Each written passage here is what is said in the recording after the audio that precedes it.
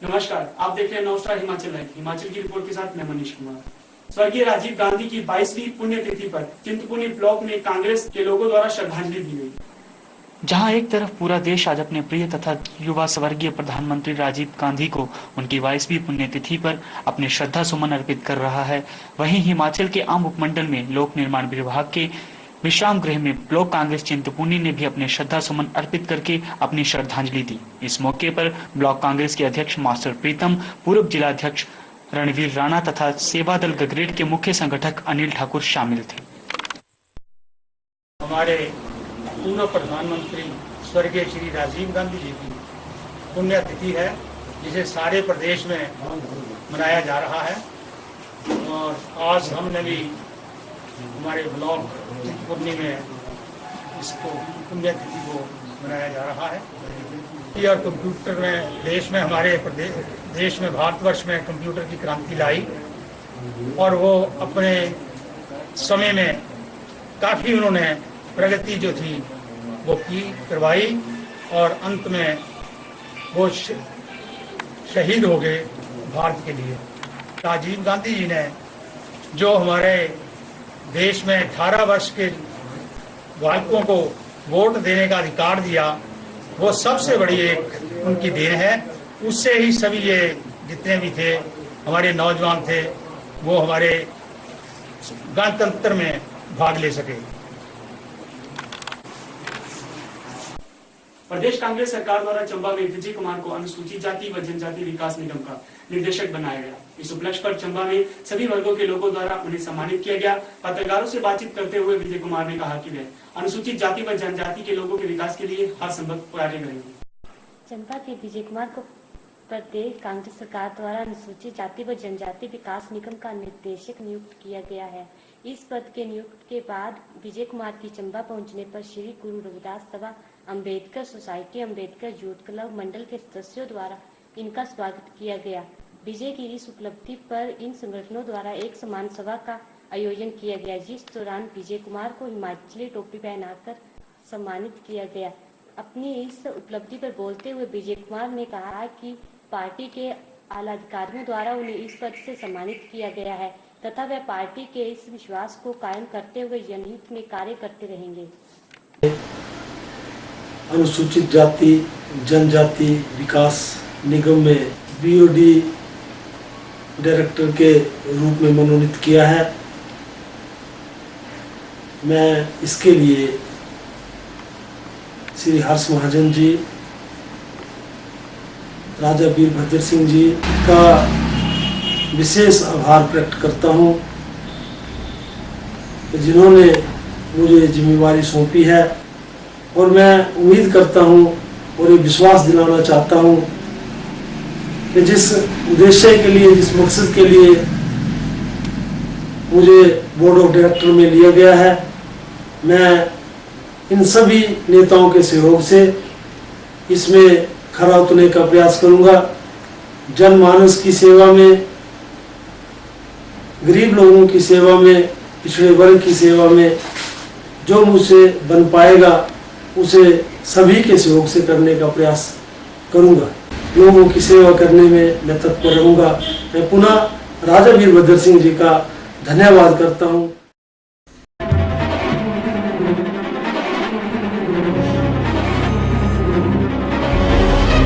हाल ही में हुए विधानसभा चुनावों को जीतने के बाद मुख्यमंत्री वीरभद्र सिंह पहली बार अपने विधानसभा क्षेत्र के दौरे कर रहे हैं। इस उपलक्ष्य पर उन्होंने स्थानीय लोगों की समस्याओं को सुना तथा उन्हें यह आश्वासन दिया कि जल्द से जल्द उनकी समस्याओं का निपटारा किया जाएगा।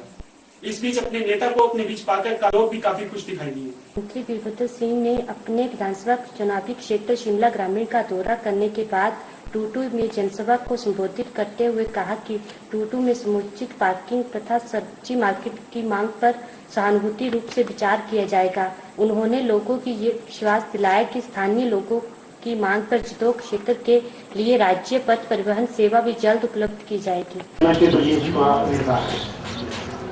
हिमाचल प्रदेश आगे बढ़ेगा, हम सब आगे बढ़ेंगे।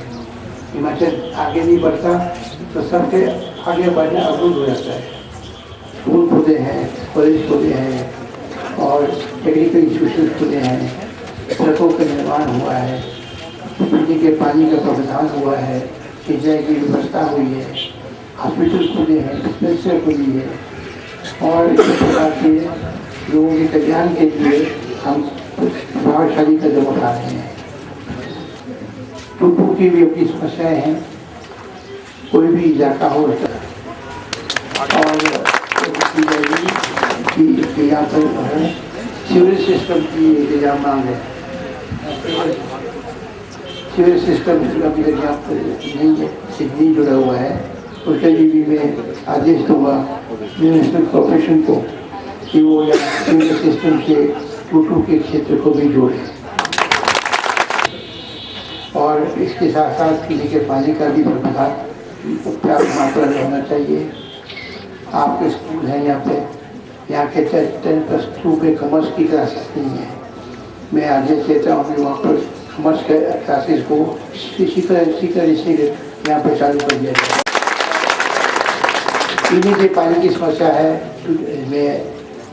डिस्ट्रिक्ट में। अब ये जो कंट्रोलमेंट के लिए है उनका अपना प्रावधान है, अपना प्रबंध है, मगर उसमें हम उनसे पता करेंगे क्या वहाँ कंट्रोलमेंट जो पानी है उसको भी बढ़ाया जा सकता है, नहीं बढ़ाया जा सकता, क्या उनको और बढ़ा के उसकी मात्रा का बढ़ाया जा सकता है, ताकि वो डिस्ट्रीब्यूशन भी तभी करेंगे जबकि स्टोर में पानी होगा। आज हिमाचल प्रदेश के सामने विकास के सारे रास्ते खुले हुए हैं और हम तेजी के साथ आगे बढ़ेंगे।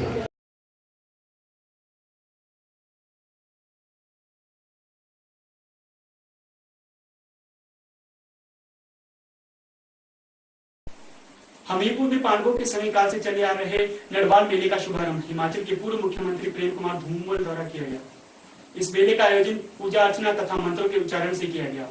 धूमल ने इस मौके पर बैलों की पूजा की तथा इसके साथ ही शिवलिंग के दर्शन किए। पूर्व मुख्यमंत्री प्रेम कुमार धूमल ने कहा, मेले परंपराओं के संयोजन में अपनी अहम भूमिका अदा करते हैं तथा इसके साथ साथ मेलों का अपने जीवन में अलग ही महत्व है। उन्होंने कहा है कि पुरानी संस्कृति सहेजने के लिए मेलों के माध्यम से लोगों में आपसी मेलजोल बढ़ता है। धूमल ने कहा है कि पशुधन आज के इस वैज्ञानिक युग में बहुत उपयोगी है। उन्होंने कहा कि जैविक खेती के लिए पशुओं की बहुत आवश्यकता रहेगी।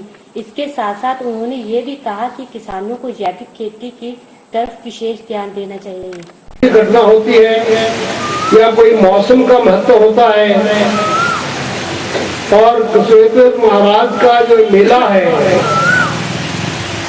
इसका धार्मिक महत्व भी है और मौसमी महत्व भी है। 321 करोड़ रुपए के एक जैविक खेती के समझौते पर जापान इंटरनेशनल कोऑपरेशन एजेंसी के साथ समझौता किया था और 321 करोड़ रुपए लोगों को खेती बाड़ी की विविधता, डाइवर्सिफिकेशन ऑफ एग्रीकल्चर और उसकी जैविक खेती में खर्च होगा। जिला हमीरपुर, जिला ऊना, जिला बिलासपुर, मंडी और कांगड़ा, ये 5 जिले हमने चुने थे और उसका हेडक्वार्टर मैंने हमीरपुर में स्थापित किया था। तो वो जैविक खेती अगर हम करेंगे तो हमारा इलाज का पैसा बचेगा, बीमारियों से बचेंगे और जैविक खेती के लिए जैविक खाद चाहिए, केंचुआ खाद चाहिए, तो बैल, गाय चाहिए, पशु चाहिए, तो हमारा पशु की समस्या हल हो जाएगी। फसलों को नुकसान नहीं होगा अगर हम उनको खुद अनाज नहीं डाल दें। बहुत सारी चीजें बहनों और भाइयों हम अगर गहरे मन से सोचे तो हमने स्वयं पैदा की है। लेकिन मुझे आपसे यही निवेदन करना है कि मेले की रौनक भी बढ़ाए, आनंद भी ले, अपनी संस्कृति, अपनी परंपरा को जिंदा भी रखे। जो कौम अपना इतिहास, अपनी संस्कृति, अपनी परंपरा को भूल जाती है वो कौमें हमने देखा अक्सर खत्म हो जाया करती हैं। शिमला के रोटरी टाउन हॉल में उम्रदराज लोगों के लिए निशुल्क स्वास्थ्य शिविर का आयोजन किया गया। इस शिविर में डॉक्टर वी डी शर्मा द्वारा बुजुर्गों की निशुल्क चिकित्सा जांच की गई। इसके साथ साथ मुफ्त दवाइयां भी बांटी गई। इस संस्था के अध्यक्ष ने कहा कि वह एक स्वयंसेवी संस्था है तथा वह इसके साथ पिछले 30 सालों से जुड़े हुए हैं।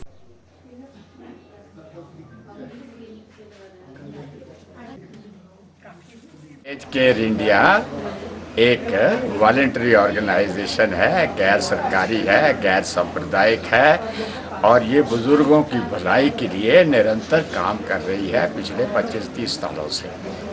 और बुजुर्गों का उम्र जब बढ़ जाती है लोगों की तो सबसे बड़ी समस्या जो होती है वो स्वास्थ्य की होती है।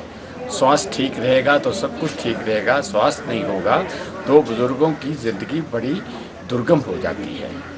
तो उस सिलसिले में हम गाए मेडिकल कैंप लगाते रहते हैं। आज भी उसी श्रृंखला में यहाँ कैंप लगाया हुआ है। हम आज यहाँ पर डॉक्टर साहब मौजूद हैं हमारे पास, डॉक्टर वी.डी. शर्मा, ये पुराने चीफ मेडिकल ऑफिसर हैं।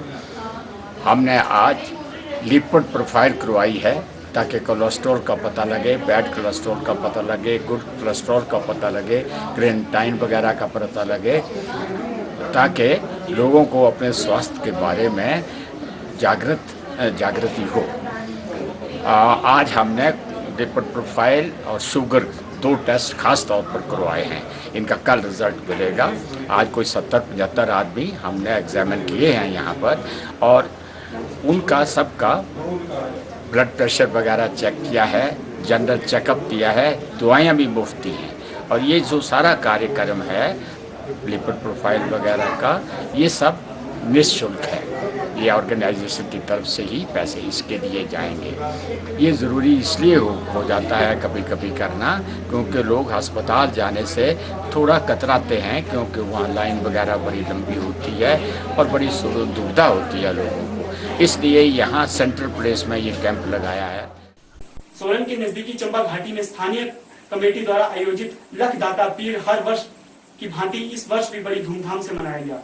इस मेले में बच्चों तथा महिलाओं ने खूब खरीदारी कर मेले का लुत्फ उठाया। वहीं दूसरी तरफ विशाल कुश्ती का भी आयोजन किया गया जिसमें पंजाब, हरियाणा तथा हिमाचल के पहलवानों ने अपने अपने दांव पेच दिखाकर मेले में आई जनता का मन मोह लिया। दाता पीर मेले के दौरान आयोजित किए गए विशाल दंगल पंजाब, हरियाणा तथा हिमाचल के युवा पहलवानों ने अपने अपने दाव पेच दिखाकर मेले में आई जनता का खूब मनोरंजन किया। इस बार इस दंगल में विजेता को 3100 रुपए तथा विजेता को 2100 रुपए इनाम के तौर पर दिए जाएंगे। इस कुश्ती में हरियाणा के पहलवान ने बाजी मार ली।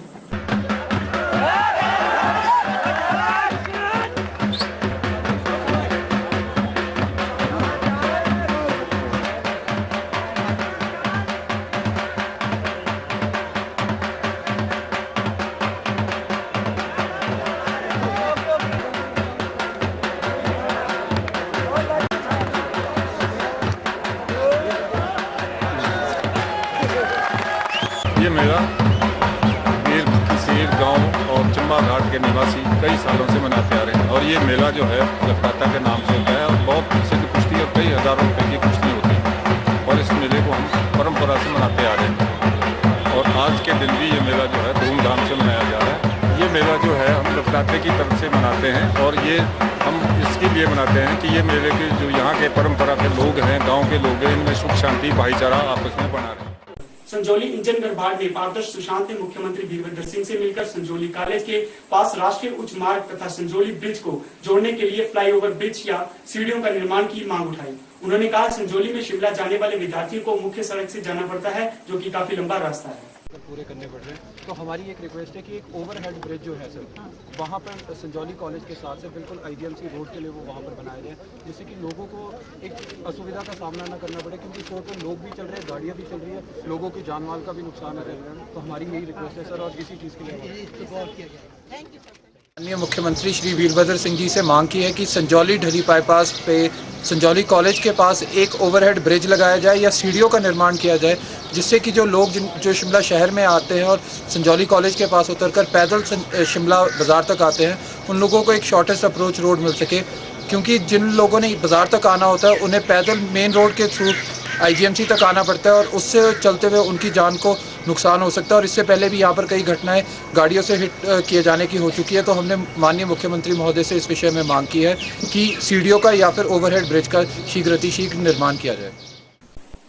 नशा हमारे देश के युवाओं को न सिर्फ खोखला करता जा रहा है, अपितु कई झगड़ों को भी बढ़ावा दे रहा है।